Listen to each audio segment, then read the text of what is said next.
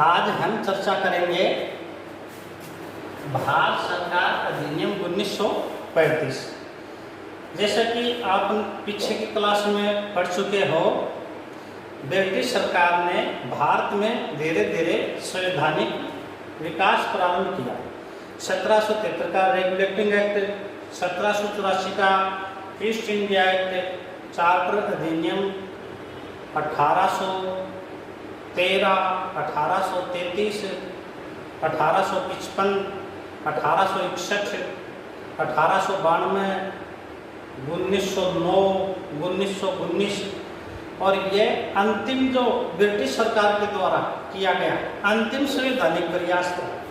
अच्छा प्रश्न है, भारत में ब्रिटिश सरकार ने जो संवैधानिक या जो प्रावधान लागू किए गए वो अंतिम अधिनियम 1935 था।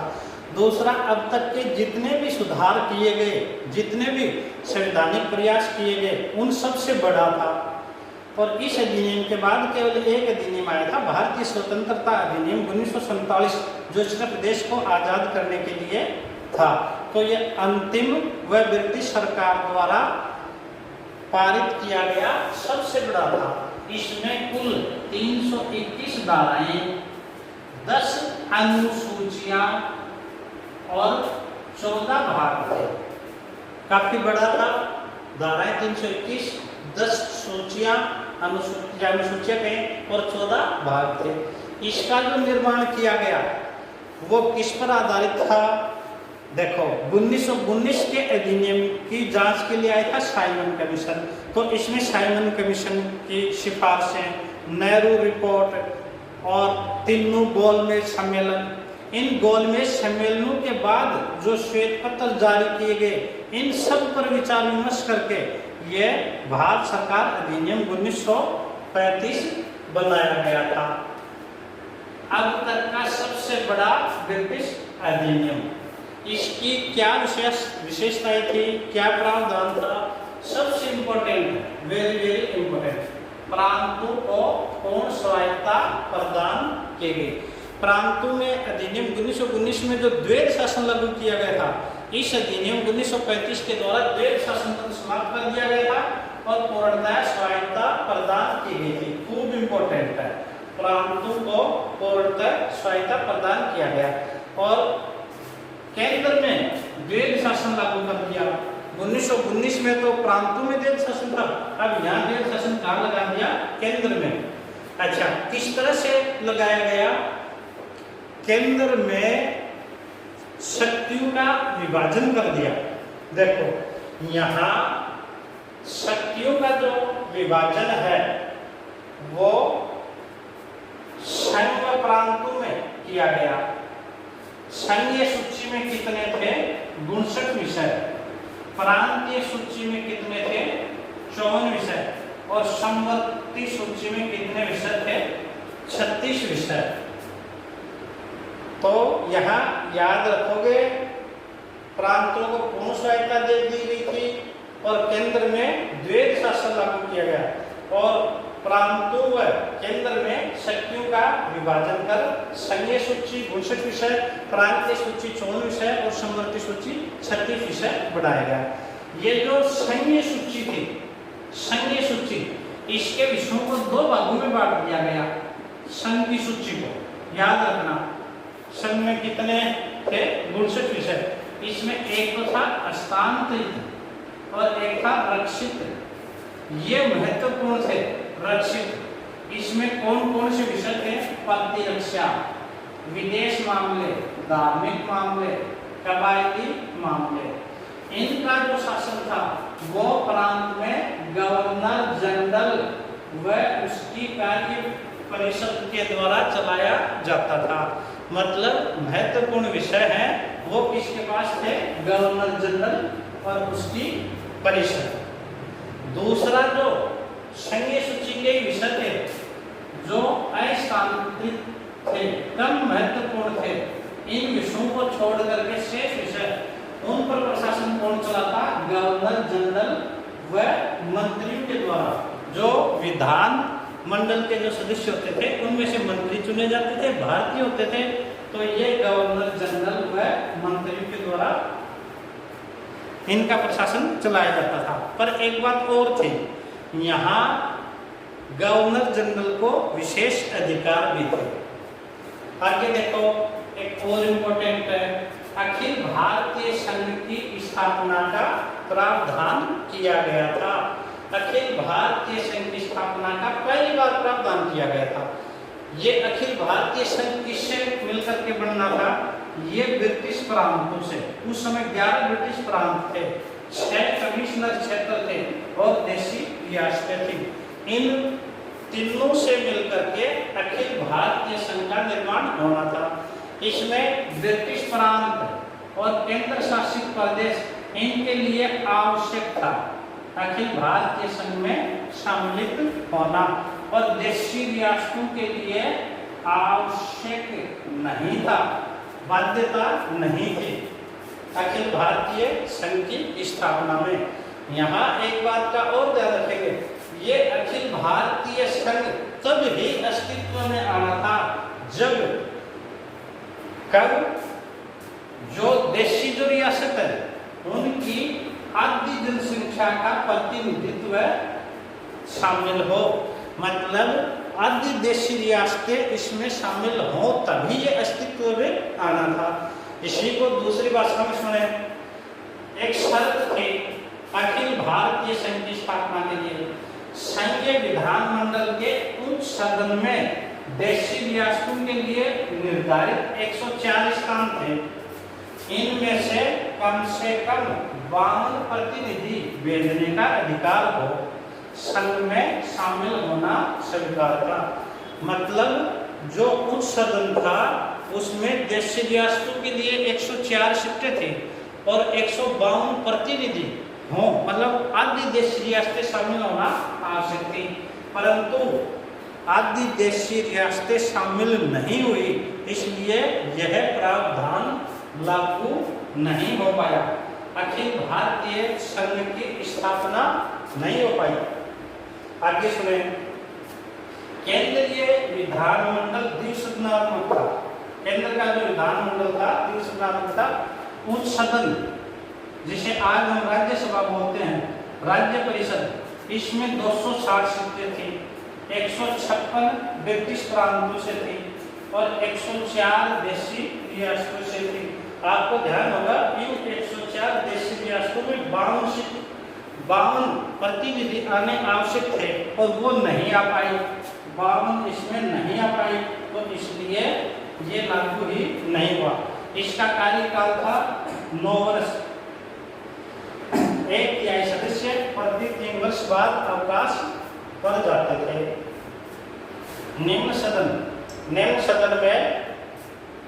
सदन को विधानसभा या संघीय सभा भी कहते थे। इसमें 375 सदस्य थे, 950 ब्रिटिश प्रांतों से, 125 देशी रियासतों से। इसका कार्यकाल था 5 वर्ष। आगे देखो, संघीय न्यायालय की स्थापना का प्रावधान किया गया। यह जो संघीय न्यायालय बनाया जाना था, इसके अधिकार क्षेत्र में ब्रिटिश प्रांत और देशी रियासतें सभी शामिल होना थी। इसमें एक मुख्य न्यायाधीश व 6 अन्य न्यायाधीश होने थे और प्रथम जो मुख्य न्यायाधीश बनाया गया वो था सर मॉरिस गवाया। यहाँ एक बात और याद रखेंगे, ये जो संघीय न्यायालय था ये अंतिम नहीं था, इसके ऊपर भी सुनवाई होती थी और ये मुद्दे कहाँ सुने जाते थे? प्रीवी काउंसिल लंदन में सुनवाई हो सकती थी। इसी अधिनियम के द्वारा भारतीय परिषद को समाप्त कर दिया गया। आपको ध्यान होगा 1897 क्रांति के बाद भारतीय परिषद 1858 में एक भारत सचिव का पद सृजित किया गया था। उसकी सहायता के लिए 15 सदस्य इंडियन काउंसिल भारतीय परिषद का गठन किया गया था, जिसका खर्चा भारत के ही राजस्व से दिया जाना था। मैंने एक क्लास में प्रश्न पूछा था, जब 1897 की क्रांति कर रहे थे तब यह जो इंडियन काउंसिल गठित की गई, इसका खर्चा ब्रिटेन के राजस्व से कब देना? प्रारंभ किया और इसको समाप्त कब किया? तो याद उसका उत्तर ये आया है, आज भारतीय परिषद को अधिनियम 1935 में समाप्त किया गया था और अधिनियम 1919 में इसका जो खर्चा था वो ब्रिटेन के राजस्व से दिया जाना था और इसी अधिनियम के द्वारा बर्मा को भारत से अलग कर दिया गया। ये भारतीय परिषद अधिनियम 1935 है जो है पॉलिटिकल का, पर हम हिस्ट्री में भी लेते हैं। अब देखो इसकी कुछ आलोचनाएं हैं, क्या क्या आलोचनाएं हैं वो देखें। अधिनियम 1935 है, इसकी विभिन्न नेताओं ने आलोचना की है। चर्चिल ने कहा गवर्नर जनरल अथवा वाइसराय को हिटलर अथवा मुसोलिनी के समस्त अधिकार प्राप्त थे। मतलब गवर्नर जनरल को विशेषाधिकार दे दिया गया था। एक तरह से तानाशाह जर्मनी के तानाशाह हिटलर थे, इटली के मुसोलिनी थे, तब अत्यधिक अधिकार देने के बारे में कहा था।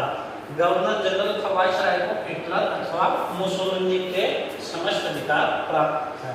जवाहरलाल नेहरू ने अधिनियम 1935 को दास्ता का आज्ञा पत्र कहा। वेरी वेरी इंपॉर्टेंट है, second grade first grade read सब जगह पूछा हुआ है। ये दास्ता का आज्ञा पत्र या अधिकार पत्र कहा। दूसरा जवाहरलाल नेहरू का ये कथन है, क्या है? यह अनेक ब्रेकों वाली इंजन रहित गाड़ी के समान है कि अधिनियम 1935 इसमें ब्रेक तो अनेक है पर इंजन नहीं है। आलोचना की गई। श्री राजगोपालाचारी उन्होंने कहा नया संविधान द्वैध शासन से भी बुरा है और मोहम्मद अली जिन्ना ने इसकी आलोचना की और अधिनियम 1935 को पूर्णतः सड़ा हुआ, मूल रूप से बुरा एवं बिल्कुल अस्वीकृत है।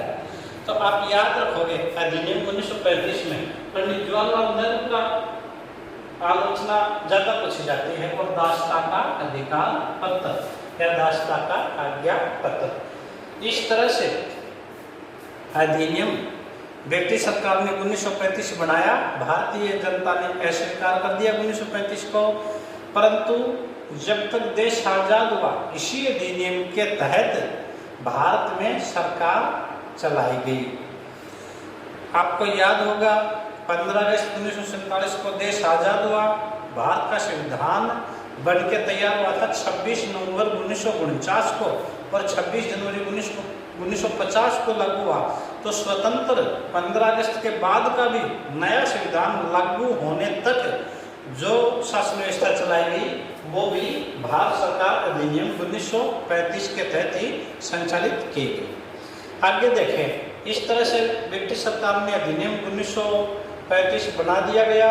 इस अधिनियम के तहत 1937 में देश में चुनाव हुए। यहाँ आपको एक बात और बता दें, संघीय जो न्यायालय था, संघीय न्यायालय जिसका प्रावधान किया गया था वो व्यवहारिक रूप से कब कार्य में आया? अक्टूबर 1937 में दिल्ली में संघीय न्यायालय ने कार्य करना प्रारंभ किया। अधिनियम 1935 में जो प्रावधान किया गया था। अब देखो अधिनियम 1935 के तहत प्रांतों में चुनाव हुए और 8 प्रांतों में कांग्रेस का मंत्रिमंडल बना। इसी समय एक घटना और हो जाती है, द्वितीय विश्व युद्ध प्रारंभ हो जाता है। आपको ध्यान होगा 1 सितंबर 1939 को हिटलर कहाँ का तानाशाह था? जर्मनी का। हिटलर ने पोलैंड पर आक्रमण किया।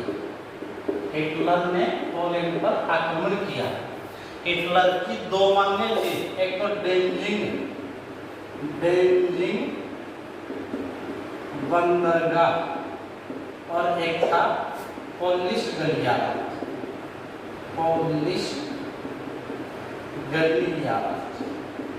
जर्मनी के पास कोई बंदरगाह नहीं था तो समुद्र जाने के लिए डेनिंग बंदरगाह और इसके लिए जो रास्ता पोलिश गलियारा, इन दो की मांग की थी। जैसे ही पोलैंड ने मना किया, हिटलर ने 1 सितंबर 1939 को पोलैंड पर आक्रमण कर द्वितीय विश्व युद्ध प्रारंभ किया। यहाँ क्या होता है, इस पोलैंड के साथ इंग्लैंड व फ्रांस थे। इन्होंने डेनिंग बंदरगाह और पोलिश गलियारा देने के लिए मना कर दिया था, हम आपके साथ हैं। तो इंग्लैंड और फ्रांस भी पोलैंड के पक्ष में आ जाते हैं। 3 सितंबर 1939 को तत्कालीन वाइसराय लॉर्ड लिथगो।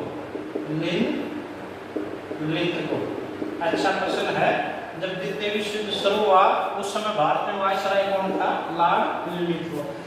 इस वाइसराय लॉर्ड लिथगो ने 3 सितंबर 1939 को भारत को जर्मनी के विरुद्ध युद्धरत राष्ट्र घोषित किया। मतलब विश्व 2 भागों में बटा हुआ था। इंग्लैंड जर्मनी के खिलाफ लड़ रहा था, तो इंग्लैंड के पक्ष में, भारत भी जर्मनी के खिलाफ युद्धरत राष्ट्र घोषित कर दिया। जबकि हमें कुछ लेना देना नहीं था, यूरोप का आपसी मामला था, यूरोप में युद्ध चल रहा था, पर यहाँ भारत को भी गुलाम होने की वजह से हमें द्वितीय विश्व युद्ध में घसीट लिया गया। कब घसीटा गया? 3 सितंबर 1939। उस समय वाइसराय कौन था? Lord Lithgow. भारतीय जनता ने इसका खूब विरोध किया और खूब इम्पोर्टेंट, वेरी इम्पोर्टेंट, इसके विरोध में कांग्रेस के 8 प्रांतों के मंत्रिमंडलों ने त्याग पत्र दिया। तो कितने मंत्रिमंडलों ने त्याग पत्र दिया? 8 प्रांतों के। कब दिया? 15 नवंबर 1939 को।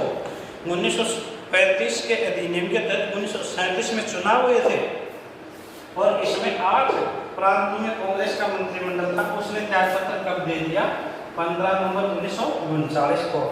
मुस्लिम लीग बड़ी खुश हुई कि कांग्रेस की मंत्रिमंडल से हमारा पीछा छूटा और ये कांग्रेस की सरकार हमारा दमन कर रही थी। तो मुस्लिम लीग ने इसे मुक्ति दिवस के रूप में मनाया 22 दिसंबर 1939।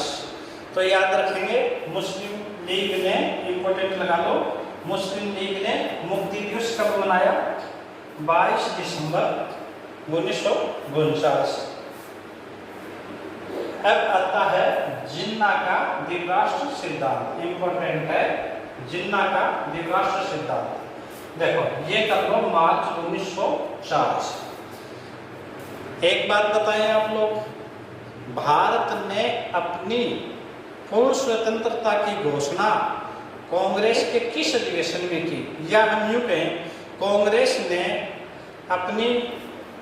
ने पूर्ण स्वतंत्रता की मांग किस अधिवेशन में की? दिसंबर 1929 का लाहौर अधिवेशन, जिसकी अध्यक्षता किसने की थी? पंडित जवाहरलाल नेहरू ने। तो उसी तर्ज पर याद रखना, वही लाहौर अधिवेशन है जहां कांग्रेस ने पूर्ण स्वतंत्रता की मांग की थी। तो कांग्रेस की ही तरह मुस्लिम लीग का मार्च 1940 में लाहौर में अधिवेशन चल रहा था। मुस्लिम लीग के सबसे बड़े थे उस समय मोहम्मद अली जिन्ना, तो इसकी अध्यक्षता कौन कर रहे थे? जिन्ना। और वहाँ लाहौर अधिवेशन की अध्यक्षता कौन कर रहे थे? पंडित जवाहरलाल नेहरू। तो इस मुस्लिम लीग के लाहौर अधिवेशन में जिसकी अध्यक्षता मोहम्मद अली जिन्ना कर रहे थे, इसमें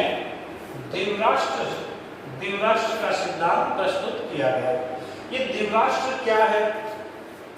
यहाँ जो प्रस्ताव प्रस्तुत किया गया था द्विराष्ट्र, उसमें ये था कि इस समय मोहम्मद अली जिन्ना ने कहा था हिंदू और मुस्लिम दो जातियां नहीं बल्कि दो राष्ट्र हैं, और इस तरह से भौगोलिक व्यवस्था को देखते हुए इस तरह का विभाजन किया जाए कि जहाँ कुछ क्षेत्र में मुस्लिम अधिक हों और उनका वर्चस्व हो।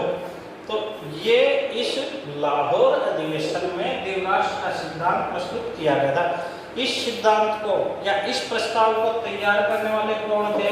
प्रस्ताव तैयार किया था सिकंदर हयात खान, फजलुल हक, खलील उज्मा, इनके द्वारा द्विराष्ट्र का प्रस्ताव तैयार किया गया था। और इस प्रस्ताव को रखा किसने था?